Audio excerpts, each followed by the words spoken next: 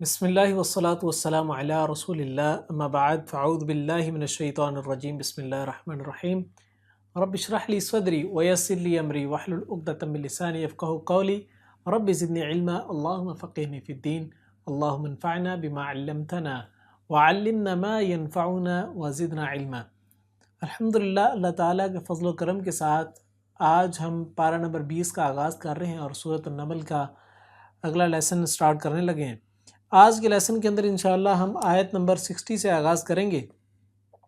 اللہ تعالیٰ نے اس آیت کے اندر بیان فرمایا کہ امن کیا یا کون ہے جس نے خلق پیدا کیا السماوات آسمانوں کو والارض اور زمین کو وانزل اور اس نے اتارا لکم تمہارے لیے من السماء آسمان سے ماء پانی فانبتنا پھر اگائے ہم نے بھی ساتھ اس کے حدائق باغات ذات بہجت رونق والے مانا کانا تھا لکم تمہارے لیے ان کے تم اگا سکو شجرہ درخت ان کے الہ کیا ہے کوئی الہ مع اللہ ساتھ اللہ تعالیٰ کے بلکہ ہم وہ قوم ایسے لوگ ہیں یعدلون جو اللہ تعالیٰ کے برابر قرار دیتے ہیں۔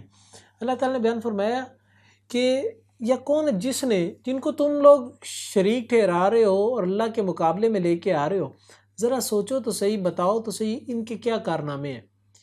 میں اب اللہ تعالیٰ بیان فرما رہا ہے کہ میں کچھ چیزیں ایسی بیان کر لوں گا جن کے بارے میں تم نے سوچنا ہے کہ یہ کام کس کے ہیں، اللہ کے ہیں یا ان کے شرکاء کے ہیں۔ فرمایا کہ یہ کون ہے جس نے پیدا کیا زمین و آسمان کو؟ کس نے زمین و آسمان کو پیدا کیا؟ پوچھو ذرا ان سے سوال کرو، کیا تمہارے پیروں فقیروں نے بابوں نے پیدا کیا یا اللہ تعالیٰ نے پیدا کیا؟ وَأَنزَلَ لَكُم مِّنَ السَّمَاءِ مَاءً اور آسمان سے بارش کا برسانا، یہ کس کا کارنامہ ہے؟ اللہ تعالیٰ کا ہے یا تمہارے پیروں فقیروں کا، اولیاء کا ہے؟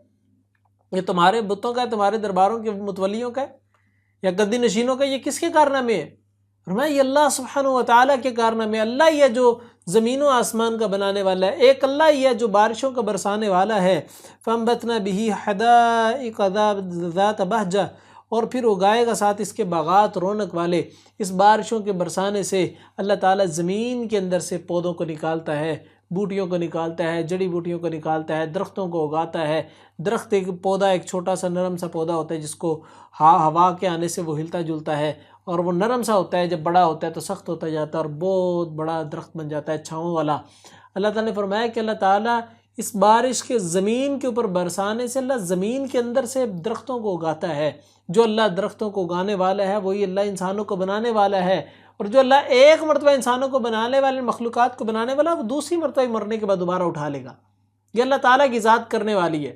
سوچو ذرا بیٹھ کے، یہ اللہ کی ذات کرنے والی ہے، تمہارے شریک جو ان سے تمہارے بابے پیر فقیر یہ کرنے والے ذات۔ انسان جب یہ چیزیں سوچے گا، انسان کی ذات یہ ساری چیز سوچے گی تو گھوم پھر کے اس کی سوچ ایک ہی ہستی کے اوپر آئے گی، وہ اللہ کی ذات ہے کہ سارے کام ایک اللہ کرنے والا، اللہ کے علاوہ کوئی کرنے والا نہیں ہے۔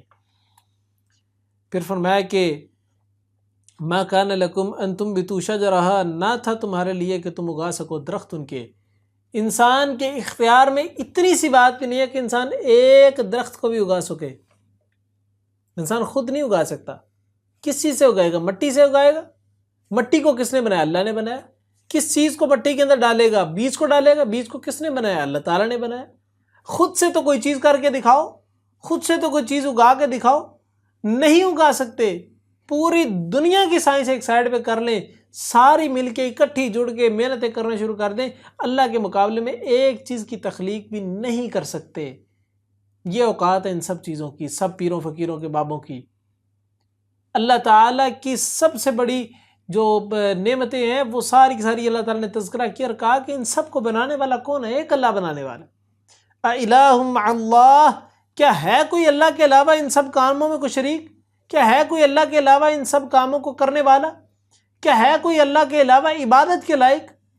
عبادت کے لائق ذات وہ ہوتی ہے جو ساری چیزوں کے کرنے والی ہو، جس کے سامنے تمام کی تمام مخلوق جو ان سے وہ عاجز ہو جائے، جس کے سامنے تمام مخلوق جو ان سے مجبوری کی کیفیت کے چلی جائے، اس کا مقابلہ نہ کر سکتی ہو، اس چیز کی عبادت کی جاتی ہے۔ انسان کس کا مقابلہ نہیں کر سکتے؟ یہ مخلوقات کس کا مقابلہ نہیں کر سکتی؟ سوائے اپنے خالق کے باقی ہر چیز کا مقابلہ کر سکتی ہیں یہ مخلوقات، اور جس کا مقابلہ نہیں کر سکتے وہ اپنا خالق ہے، اور اس لہٰذا اسی خالق کی عبادت کی جائے گی۔ بل ہم قوم یعدلون، بلکہ وہ ایسے لوگ ہیں جو اللہ کے برابر قرار دیتے ہیں۔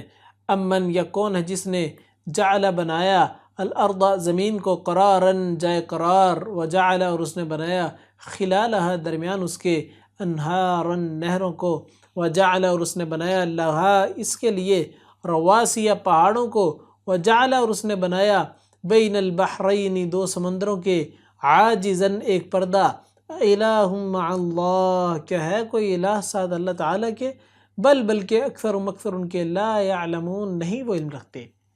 اللہ تعالیٰ نے بیان فرمایا کہ اللہ کی ذات وہ ذات ہے جس نے زمین کو ٹکڑوں کے اندر بنایا، اور وہ ٹکڑے جائے قرار اختیار کرنے والے، وہ ٹکڑے جمے ہوئے 7 بر اعظموں کے اوپر یہ دنیا مشتمل ہے۔ یہ 7 بر اعظم جو ان سے ہیں، خشکی کے جو ٹکڑے موجود ہیں، یہ سارے کے سارے اپنی جگہ پہ قائم ہیں۔ ایسا نہیں ہوتا کہ ہمیشہ ایسے سے ہوتے رہے۔ اگر یہ ہلتے رہیں گے تو اگر یہ مسلسل زلزلے کی کیفیت کے اندر رہیں گے تو ان کے اوپر آبادی نہیں رہ سکتی، ان کے اوپر تمام مخلوقات مر جائیں گی۔ یہ اللہ تعالیٰ نے ان کو ایک جگہ پہ ٹھہرا کے رکھا ہے، اور پھر ان کے درمیان نہروں کو بنایا، سمندروں کو بنایا، ندی نالوں کو بنایا۔ اور یہ ذات تو وہ ذات اللہ تعالیٰ کی جو سمندروں کے اندر بھی نہروں چشموں کو بنانے والی ہے۔ کبھی ذرا گوگل پہ بیٹھ کے سرچ کریں سمندر کے اندر موجود چشمے کیسے ہوتے ہیں، آپ کو اندازہ ہوگا، آپ حیران ہو جائیں گے۔ آپ کو ایسا لگے کہ سمندر کے اندر یہ بندہ سمندر کے اندر ہے ہی نہیں، اور اس کے اندر جو یہ اس کو چشمہ سے نظر آ رہا ہے، اصل تو دریا یہ ہے، اصل تو سمندر یہ ہے، یہ سمندر سے باہر بندہ کھڑا ہے۔ ایسی ذات کے اللہ تعالیٰ نے سمندر کے اندر چشمے، سمندر کے اندر نہریں، سمندر کے اندر دریا بنائے ہیں۔ کتنی بڑی قدرت ہے اللہ تعالیٰ کی۔ پھر فرمایا وَجَعَلَ خِلَالَهَا أَنْهَارًا، اور اس نے ان کے درمیان نہروں کو بنایا، وَجَعَلَ لَهَا رَوَاسِيَ، اور اس نے بنایا پہاڑوں کو، وَجَعَلَ بَيْنَ الْبَحْرَيْنِ عَاجِزًا، اور اس نے دو سمندروں کے درمیان پردے کو بنایا۔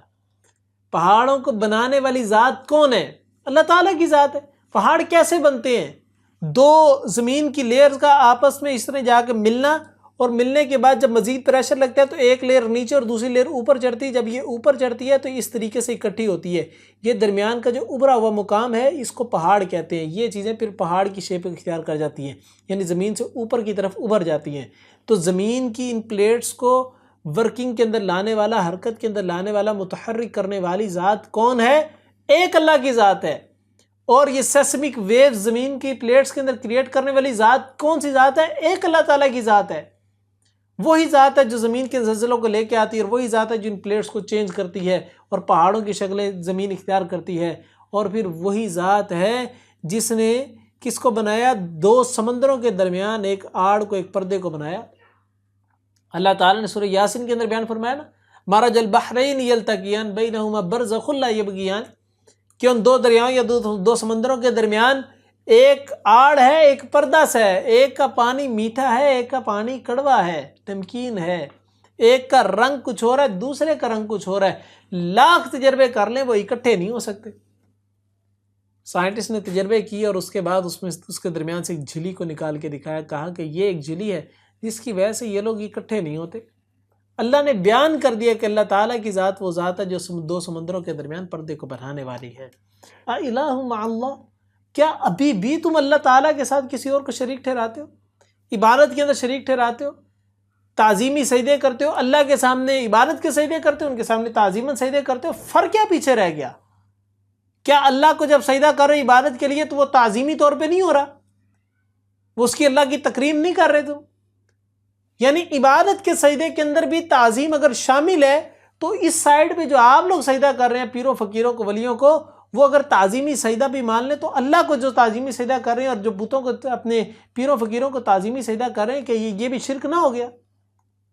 کتنی بری قسم کی حرکتیں ہیں جو یہ انسان کرتے ہیں، جو مسلمان آج کے کرتے ہیں۔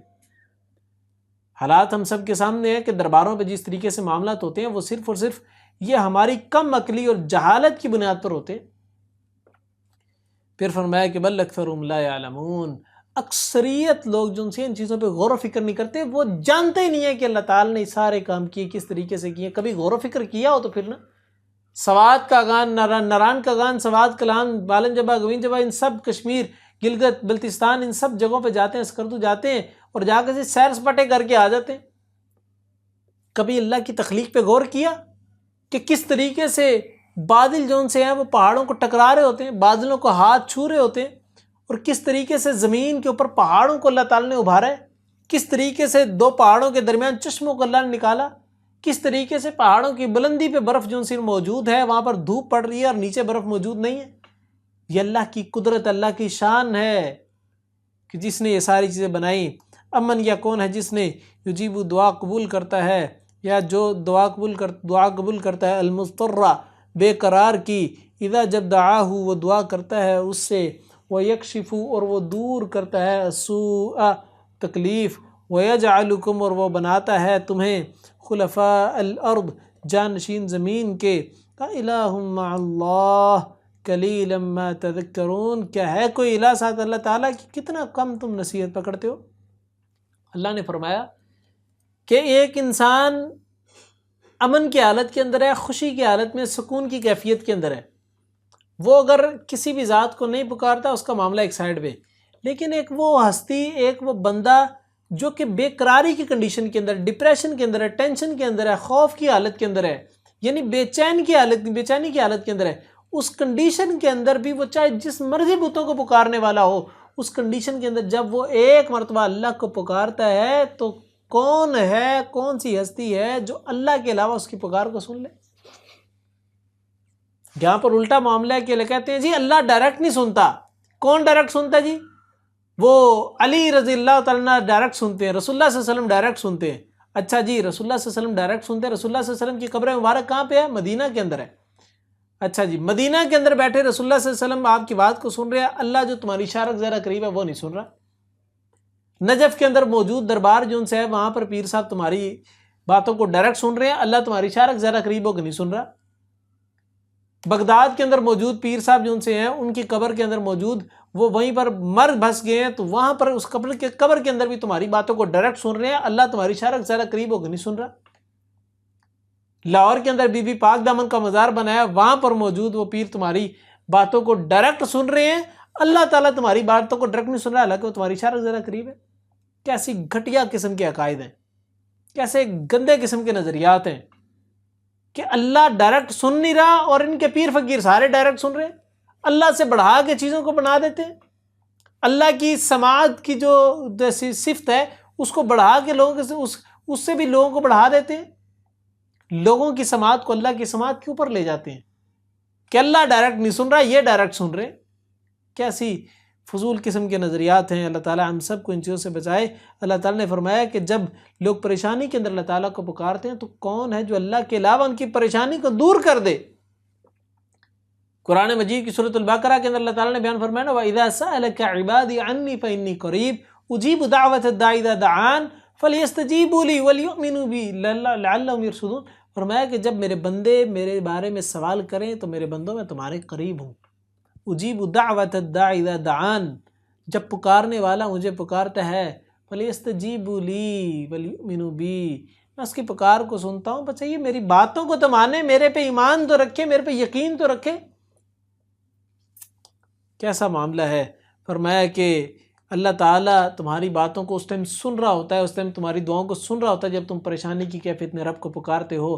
کیا اس ٹائم اللہ ان کی پکار کو جو جواب دے رہا ہے اس کے مقابلے کے اندر بھی کوئی تم ان کی پکار کا جواب دے سکتے؟ الہ مع اللہ، کیا ابھی بھی تم اللہ تعالیٰ کے ساتھ دوسرے لوگوں کو شریک ٹھہراتے ہو؟ قلیلا ما تذکرون، کتنے کم لوگ ہیں جو نصیحت پکڑتے، کتنے کم لوگ ہیں جو اتنی بڑی ساری بات کو نہیں سمجھ سکتے، موٹی سی بات کو نہیں سمجھ سکتے۔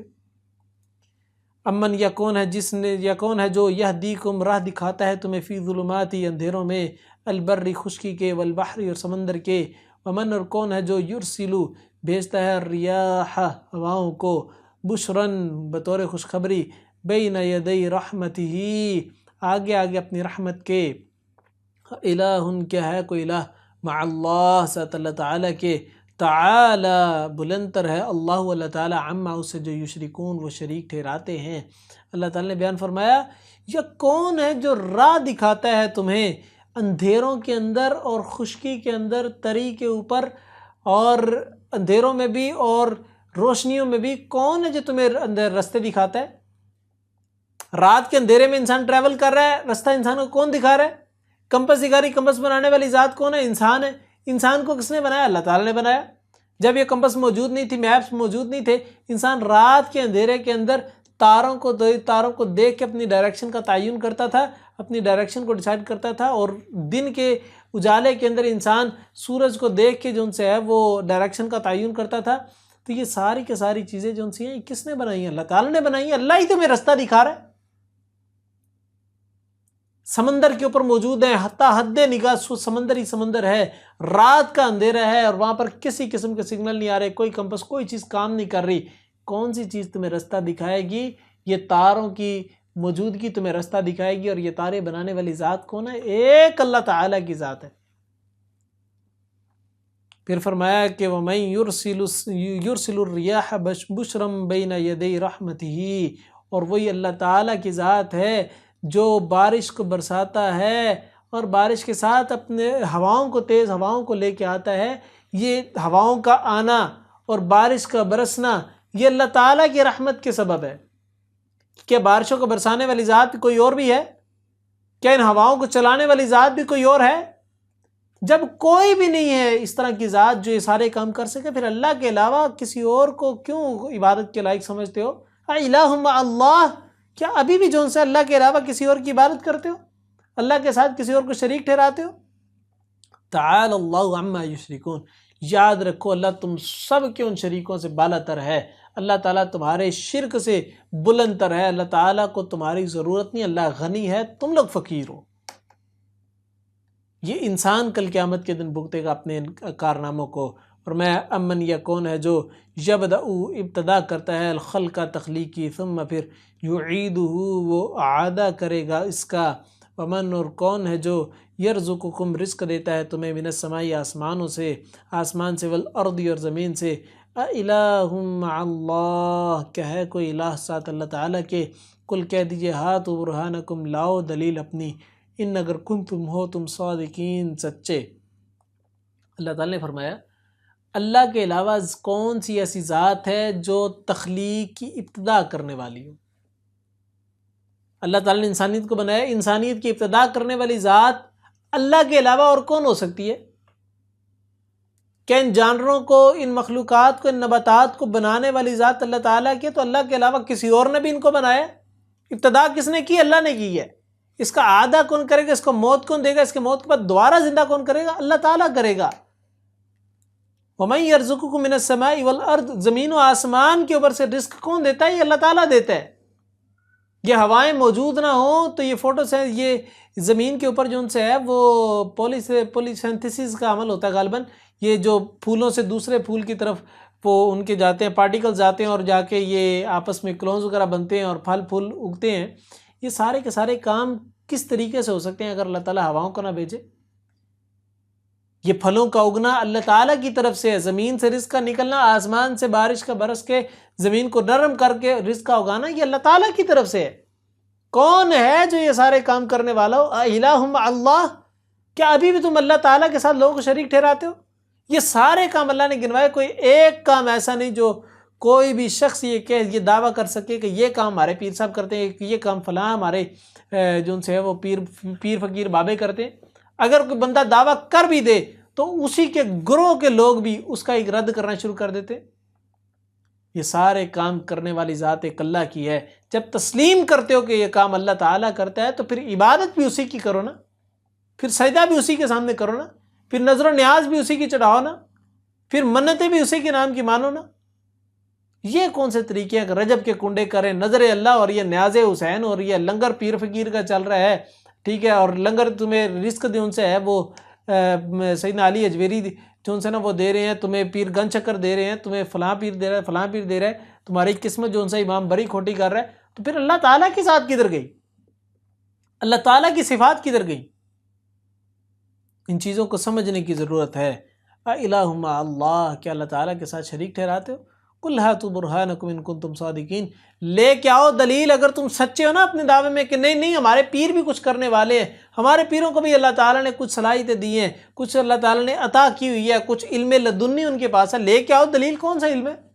کوئی دلیل تو لے کے آؤ۔ وہ دور گئے ہیں جب میڈیا نہیں ہوتا تھا، لوگ کہتے تھے ہمارے بابے جو سے ہواؤں کے اندر اڑتے ہیں، دریاؤں کے اوپر چلتے ہیں، پانی کے اوپر چلتے ہیں، لاؤ کدھر ہے، ہمیں بھی تو دکھاؤ، اب کون سے بابے نہیں آتے، اب کون سے تمہارے بابے ہواؤں کے اندر نہیں اڑتے، اب اڑنا بند ہو گئے ہیں، اب دریاؤں پہ چلنا ختم ہو گئے ہیں، اب آگ کے اندر رہنا بند ہو گئے ہیں، تیل کے اندر ابل کے لال بننا بند ہو گئے ہیں، یہ ساری کہانیاں ختم ہو چکی ہیں اب۔ کیوں؟ کیونکہ میڈیا ہے۔ اب پتہ لگے گا کہ لوگ رد کرنے کے لیے نکلے ہیں، اب پتہ لگے گا کہ لوگ دلیل مانگیں گے، لوگ قرآن پڑھنے کی طرف آ گئے ہیں۔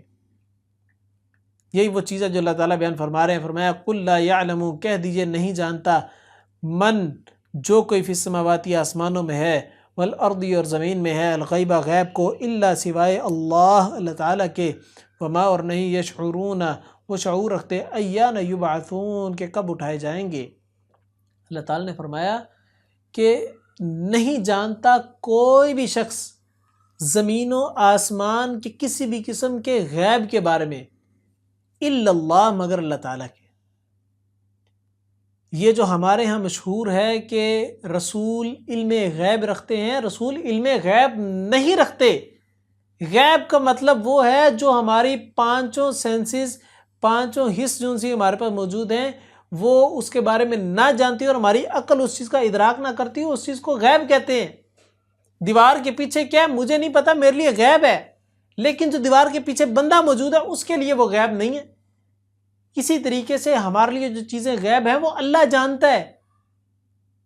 اللہ تعالیٰ بعض اوقات اپنے کسی بندے کو کوئی بات بتلا دیتا ہے، جو بات بتا دی جائے وہ غیب نہیں ہوتی، جو بات علم کے اندر آ جائے وہ غیب نہیں ہوتی۔ اللہ تعالیٰ نے رسول اللہ صلی اللہ علیہ وسلم کو کچھ باتیں بتائیں کہ قیامت کے قریب یہ اعمال ہوں گے، یہ احوال ہوں گے۔ اللہ کے رسول نے قیامت کی نشانیوں کے اندر بیان کر دیا کہ قرب قیامت یہ معاملات ہوں گے، قیامت اس وقت تک نہیں آئے گی جب تک خسف نہ ہو جائے، قیامت اس وقت تک نہیں آئے گی جب تک دابت الارض نہ نکلے، قیامت اس وقت تک نہیں آئے گی جب سورج مغرب سے نہ طلوع ہو، قیامت اس وقت تک نہیں آئے گی جب عیسیٰ علیہ السلام کا نزول نہ ہو جائے اور دجال کا ظہور نہ ہو جائے اور یاجوج ماجوج کا خروج نہ ہو جائے۔ یہ سارے معاملہ جب تک نہیں ہوگی، قیامت نہیں آئے گی، یہ ساری کی ساری خبریں امت کے لیے غیب کا علم تھا، رسول اللہ صلی اللہ علیہ وسلم کے لیے جو ان سے ہے وہ غیب کا علم تھا۔ لیکن اللہ تعالیٰ نے جب رسول کو بتا دی، اب رسول کے لیے غیب کا علم نہیں رہا، امت کے لیے غیب کا علم ہے۔ لیکن جیسے رسول اللہ صلی اللہ علیہ وسلم نے امت کو بتا دی، اب امت کے لیے بھی وہ غیب کا علم نہیں رہا۔ یہی معاملہ سمجھنے والا، لڑائی جھگڑے فساد سے نکلیں، فرقہ واریت سے نکلیں، ایک امت بننے کی کوشش کریں۔ یہ کون سے تصورات ہیں جو ہم اسی بات پہ لڑتے جھگڑتے جا رہے ہیں، مناظر کرتے جا رہے ہیں کہ رسول اللہ صلی اللہ علیہ وسلم غیب کا علم رکھتے تھے کہ نہیں رکھتے تھے؟ اور بھائی اللہ نے کہہ دیا کہ اللہ کے علاوہ کوئی بھی زمین و آسمان کے غیب کے بارے میں نہیں جانتا۔ وما یشعرون ایان یبعثون، اور یہ نہیں شعور رکھتے کہ کب اٹھائے جائیں گے، قیامت کب آئے گی۔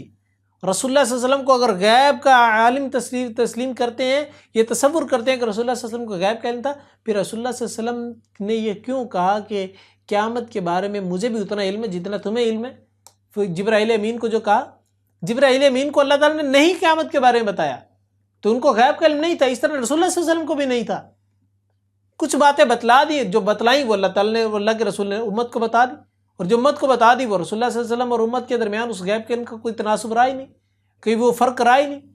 جو چیزیں اللہ تعالیٰ نے رسول اللہ صلی اللہ علیہ وسلم کو بتائیں وہ رسول نے امتیوں کو بتا دی، اور اب امتی اور رسول علم غیب کے معاملے میں برابر ہو گئے۔ ایک اللہ کی ذات ہے جو غیب کا علم رکھنے والی، باقی کوئی بھی ہستی غیب کا علم رکھنے والی نہیں ہے۔ بلکہ ادارکا گم ہو گیا، علم ان کا، فی الآخرت آخرت کے بارے میں، بلکہ ہم وہ فی شک میں، منہا اس سے، بلکہ ہم وہ منہا اس سے عمون اندھے ہیں۔ اللہ تعالیٰ نے فرمایا ان سے قیامت کا علم جو ان سے ہے وہ گم ہو گیا۔ یہ جو اللہ تعالیٰ نے لفظ استعمال کیا نا، علمہم فی بل ادارک علمہم فی الآخرہ، ان سے قیامت کا علم گم ہو گیا۔ اس کے بارے کے اندر سیدنا عبداللہ بن عباس رضی اللہ تعالیٰ نے بیان کرتے ہیں، امام طبری رحمہ اللہ نے صحیح سند کے ساتھ اس قول کو نقل کیا، فرماتے ہیں کہ اس سے مراد جن سے ہے وہ یہ کہ ان کو جن سے ہے قیامت کا علم جن سے ہے وہ ان کی نظریں ڈھونڈتی نہیں لیکن ملا نہیں، ان کو پتہ نہیں لگ سکتا قیامت کب آئے، یہ تھک جائیں گی ان کی نگاہیں۔ یہ قیامت کے بارے میں ریسرچ کرتے جا رہے ہیں کہ قیامت تب آئے گی، قیامت 2024 کے اندر آئے گی، قیامت 2020 کے اندر آئے گی، 2012 کے اندر آئے گی، لاکھ ڈسکولے لگا لے قیامت نہیں آ سکتی ان کے کہنے پر، نہ ان کو علم ہو سکتا ہے قیامت کا۔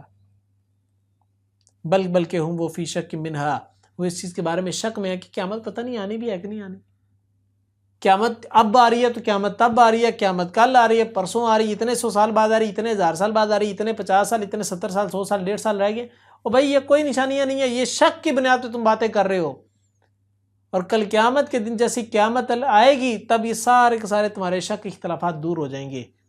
بل ہم منہا عمون، بلکہ وہ اس سے اندھے ہیں، یعنی ان کو نظر ہی نہیں آ رہا کہ قیامت کب آئے گی۔ اللہ تعالیٰ نے یہ چیزیں انسان سے چھپا کے رکھی ہیں، جب اللہ تعالیٰ قیامت کو قائم کرے گا تب انسان کو پتہ لگ جائے کہ قیامت آ چکی ہے، بس اتنی سی بات ہے۔ تو یہی وہ چیز ہے جو اللہ تعالیٰ نے ان آیات کے اندر بیان کی، اپنی توحید کو بیان کیا اور مشرکوں کے شرک کو واضح کیا کہ مشرک جو لوگ اللہ تعالیٰ کے ساتھ لوگوں کو شریک ٹھہراتے ہیں ان کی کوئی دلیل ان کے پاس موجود نہیں ہے۔ قُلْ هَاتُوا بُرْهَانَكُمْ إِن كُنتُمْ صَادِقِينَ، لے کے آؤ دلیل اگر تم سچے ہو، اور یہ سچے نہیں ہیں لہٰذا دلیل نہیں لے کے آ سکتے۔ اللہ تعالیٰ ان تمام آیات کے اندر توحید کا تذکرہ کر رہے ہیں۔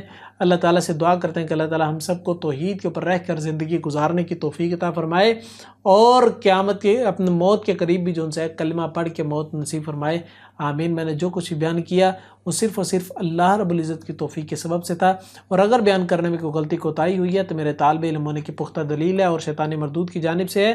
وآخر دعوانا ان الحمد للہ رب العالمین۔ السلام علیکم ورحمۃ اللہ وبرکاتہ۔